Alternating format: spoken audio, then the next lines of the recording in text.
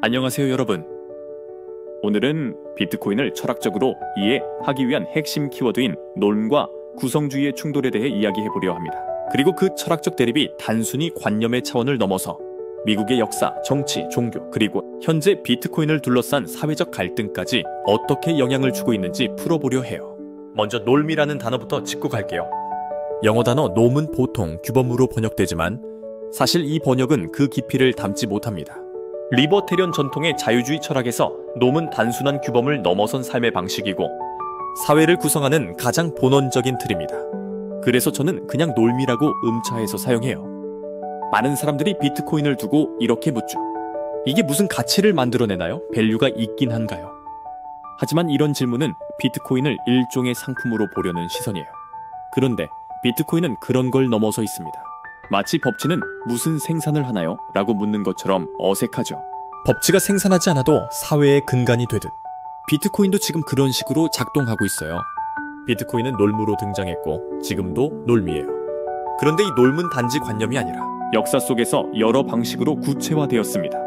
대표적인 예가 바로 미국 유타주의 사례예요. 유타주를 만든 몰몬 교도들은 일리노이에서 박해를 받아 서부의 황무지로 이주해서 자신들만의 공동체를 만들었죠. 일부 다처제 같은 독특한 교리를 가졌지만 근면하고 청렴한 생활로 공동체를 꾸려갔습니다.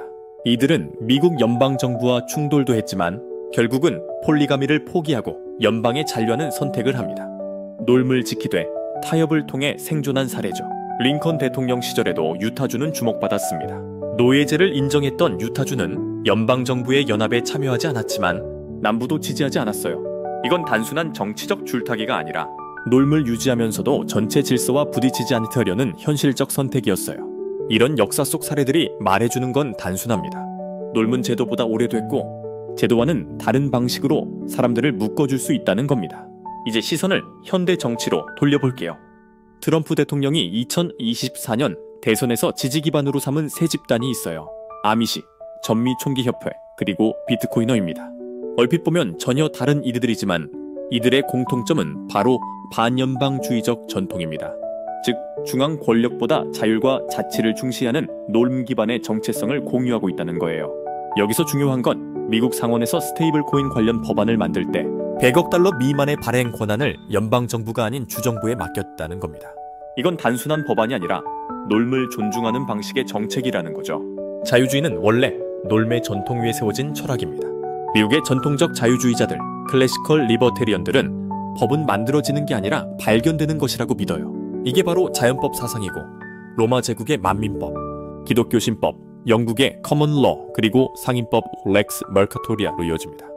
이 전통 속에서 국가는 법의 창간자가 아니라 수호자일 뿐이에요. 중세시대로 돌아가면 오토 1세 황제가 교황으로부터 대관을 받을 때 이런 말이 나옵니다. 당신은 놀m의 수호자입니다. 그런데 나폴레옹 시대로 넘어오면서 상황이 바뀌어요.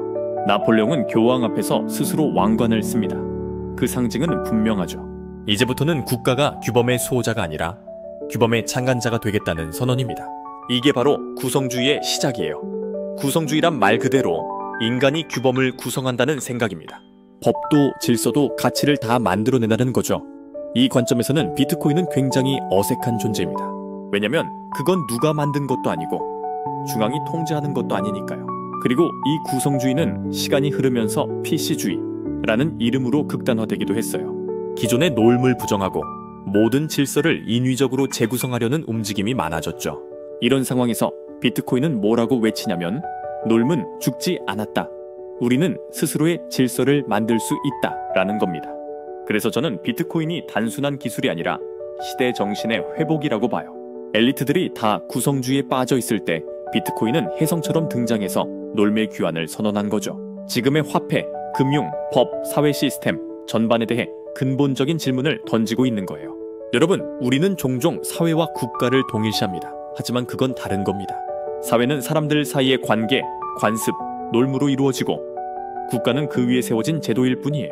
그런데 우리는 자주 거꾸로 생각하죠. 그래서 비트코인 같은 존재가 나오면 당황합니다. 이걸 누가 만들었지? 누구 책임이지? 라고 묻는 겁니다. 하지만 놀m은 그런 질문에 답하지 않아요. 놀m은 그냥 존재하는 겁니다. 그리고 비트코인은 지금 바로 그런 놀m의 한 형태로 우리 앞에 나타나 있습니다. 여러분, 오늘 이야기 어떠셨나요? 비트코인을 철학적으로 이해하려면 논과 구성주의의 대립을 꼭 알아야 합니다. 우리가 서 있는 자리, 그리고 앞으로 나아가야 할 방향에 대해 생각해보는 계기가 되었길 바랍니다.